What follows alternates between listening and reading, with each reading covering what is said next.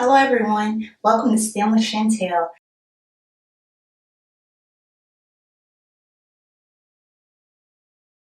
Hello, my name is Rennie Ross. I'm the Vice President of Finance here at DC Elevator, located in Lexington, Kentucky. And we're at our corporate office here, just ready to show you guys a little bit of what we do to help train certified elevator technicians. Right here we have our training Hoist Way, one of three that are located in the country. And in this training Hoist Way, it gives a little bit of a sign of what things are like at the very beginning of a project when we walk into a building. The Hoist Way is already constructed, and we're the ones that come in and fill it. And on this Hoist Way here, you'll see that it gives us an ability to be able to train our employees and our workforce on how to be safe, how to stack scaffolding, and also the rails that you'll see on the side here. That we go in and we will install rails.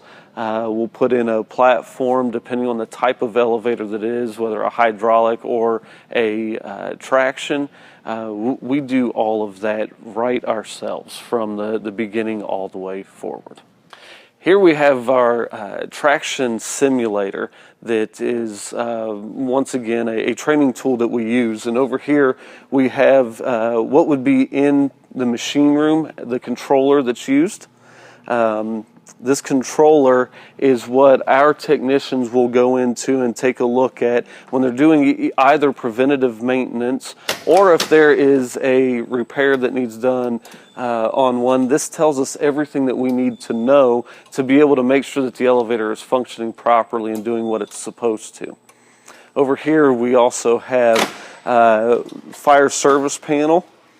That this allows us to be able to tell if the fire service is operating properly, as well as we've got first, second, and third floor simulators here. So if we hit this, then it allows us to have a running simulator of what's going on.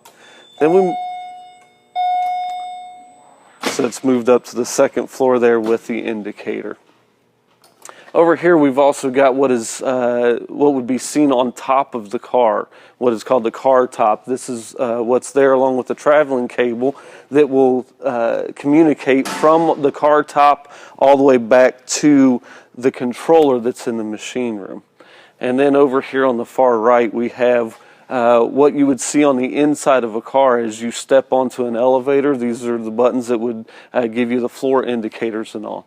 Then we have our motor that this sits in the inside and has what the cables are to run on that as well. So as this is selected, the motor runs and then the door begins to open.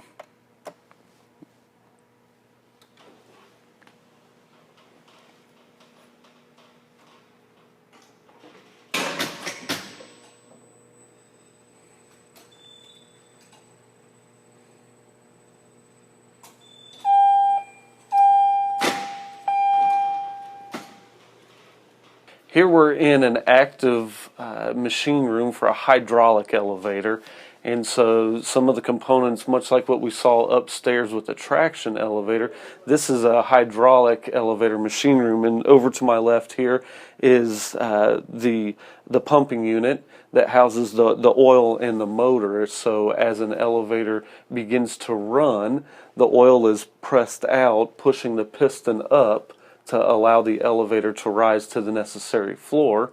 And then as it comes down, it is refilling the tank and allowing the elevator to slowly come back down. Over here, just on the other side, is the controller. Much like what we saw upstairs on a traction elevator, it's the same on a hydraulic elevator, that we have a controller here as well that allows us to be able to tell all the components. And then over to the right on the wall is the disconnect, because we always want to make sure that our technicians and everyone that's working on these are extremely safe in what they're doing. What we have here is an open hoist way for a hydraulic elevator. The car's been run up so that we can see what's in the pit. All safeties have been set and everything so that it's extremely safe right at this moment. And with a hydraulic elevator, much as we were talking about the piston that pushes the elevator up, that's what we're seeing here is this tube here. That's the piston that pushes the elevator up. We see the dark cable here that's coming down, and that's the traveling cable, much like what we saw with our traction elevator that goes from the car top to the controller that communicates it. We've also got a pit ladder on the side here that allows our technicians to be able to get down into the pit to do what is necessary, make sure everything's kept clean, and to do the proper preventative maintenance. But this is a look at what an elevator in the Hoist Way looks like once we complete an installation, and then how our service technicians will be able to access the pit and elevator to be able to do their proper maintenance. So the elevator industry is an ever-changing industry, and even with the times that we find ourselves in, COVID protocols as well as technology changes, the elevator industry stays up with those. And so there are things that are called serial communication, all types of information technology, touchless systems, even abilities to be able to use your phone to be able to speak directly to an elevator, as well as video capabilities as well, so that we can do things not only for handicap accessible individuals, but those that are just wanting to stay safe, so it becomes a touchless system. Not only those, but there's always things that are being looked at for the future, not only to make the public safe, but also to make our employees as safe as possible while working on these. Thanks for watching. If you would like to see more STEM with Chantel videos, check out this playlist. If you want to know when JCPL puts out more content, click the subscribe button and the notification bell.